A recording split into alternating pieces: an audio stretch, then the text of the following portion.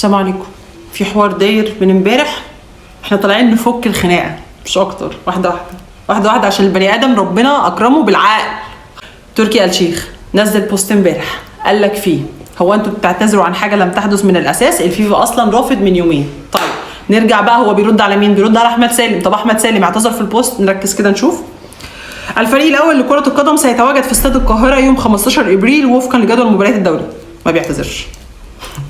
نيجي للجزء الثاني بتاع الجمله، بيقول لك ايه؟ قال لك الفيفا اصلا رافض من يومين. طيب الفيفا رافض من يومين، فين بيان الفيفا؟ الفيفا ما نزلش بيان. طب على الاقل اكيد المنظم بالهيلمان ده كله وصاحب الاقتراح اكيد منزل انه الفيفا رفض. ما هو مش معقول هيسيب الناس على اعماها، يعني كلنا هنروح نلم الشنطه والاعلام هيلموا الشنطه ورؤساء مجلس اداره الناديين هيلموا الشنطه ويطلعوا على المطار ما يلاقوش الطياره قاعده مستنياهم؟ يعني انت عارف المعلومه ومخبيها لوحدك، هي سر حدث كبير، فالطبيعي ان انت هتنزل بيان. نرجع كده من يومين نشوفك منزل بيان وعندك ولا لا؟ ده انت منزل لمدحت شلبي. طب نقرا بتاع مدحت شلبي. مدحت شلبي بيهاجم حد تاني علشان خاطر الحاج التاني رافض ان احنا نروح السعوديه، وانت مشير الكلام ده كدعم. فين البيان؟ هو انت شايفه لوحدك؟ هو انت عامل البيان اونلي مي؟ طيب خليني معاك انه الفيفا رافضه وانت لوحدك. الفيفا قالت لك ما تقولناش كلنا عشان هي هتعملها لنا سربرايز. خلاص فيفا كانت رافضه، فانت طلعت مع شوبير امبارح، طلعت تقول له ايه؟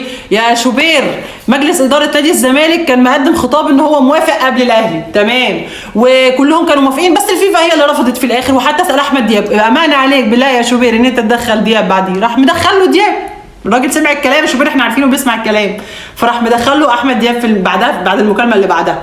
يا احمد يا شوبير ايه اللي حصل؟ قال له فعلا يا شوبير مجلس اداره نادي الزمالك كان مقدم بيان خطاب ان هو موافق. راح شوبير قايل له ركز، راح شوبير قايل له طب تمام، طب لو ما الفريقين عاملين موافقين طب ما نعملها. راح دياب قايل له حتى الان الفيفا لم يصدر بيان ان هو هيكسر اللوائح والقوانين وهيستثني الموضوع المره دي ولا لا. لم يصدر الفيفا حتى الان بيان، وحتى لو راح شوبير قايل له طب لو وافقوا، راح احمد دياب قايل له لو وافقوا برده مش هينفع عشان ضيق الوقت. اذا حتى الان الفيفا لم يصدر بيان. في سطرين كده في اخر البوست كاتبهم بيقول لك ايه؟ حاول تاخد بطوله في شيء اخر اذا لم تستطع اخذها في الملعب. انا في بطوله لسه واخداها امبارح مبدئيا، دي لوحدها بطوله. ان انت يوم ما جيت تتخانق معايا وتقلب علينا كزملكاويه ما قلتلناش رجعوا الفلوس ورجعوا الساعات، دي بطوله. ما طلبت مننا شيء، طلبت مننا ان احنا ننزل الصوره اللي هي اصلا نازله من شهر 11، نازله من شهر 11، واكيد انت عندك المعلومه دي لان الصوره دي كانت في سبب صلحك معاهم. اصلا الصوره دي لو ما كانتش نزلت ما كانش زمانكم حبايب وصوم فصعب دلوقتي.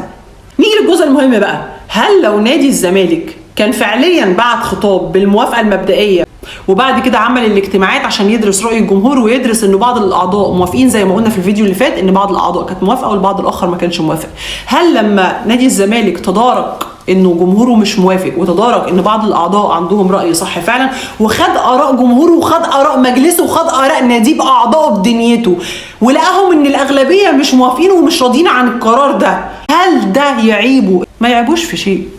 لان احنا كده بعدنا عن قصه ايه؟ انه نادي الزمالك كان عارف ان الفيفا رافضه فعشان كده حب ياخد اللقطه، لان احنا اثبتنا دلوقتي انه محدش كان عارف انه الفيفا رافضه على كلام احمد دياب انه حتى الان الفيفا لم يصدر بيان. اذا مجلس اداره نادي الزمالك ما كانش عارف بالحوار ده، اذا مجلس اداره نادي الزمالك مش عايز ياخد اللقطه، اثبتناها دلوقتي. اذا مش معنى ان هو وافق موافقه مبدئيه وبعد كده رجع في قراره، ده بالنسبه لي افضل كتير من انه يبقى عارف الغلط ويتمادى فيه. عرض وطلب، عرضت عليا فلوس في مقابل ان انا اجي العب عندك، انا رفضت. الموضوع سهل وبسيط ومش محتاج كل الهايلمان ده، لان احنا لازم نكون مدركين جدا لفكره انه في ناس بترفض الفلوس عادي. انت حر ما لم تضر. انت عرضت فلوس، شكرا مش عايزه الفلوس بتاعتك، مش عايزاها، هتضرني بشكل او باخر، انا حره فبراحتي.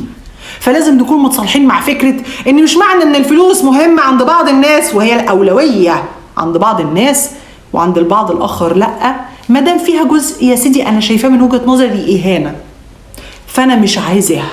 لازم نكون متصالحين مع فكره ان عادي عرض وطلب. شكرا مجلس اداره نادي الزمالك، شكرا جمهور نادي الزمالك العظيم اللي ابدى رايه ولو بكلمه قليله حتى 1 في المليون ان هو يكون مؤثر بشكل او باخر على قرار مجلس اداره نادي الزمالك. وشكرا لاي حد، اي شخص ايا كان فين مكان، ان هو نزل اي حاجه تدل على معارضته للموضوع فكان بشكل او باخر مؤثر على مجلس اداره نادي الزمالك ان هم نعدل الدفه ونقابل العرض برفض. شكرا مجلس اداره نادي الزمالك برئاسه الكابتن حسين لبيب.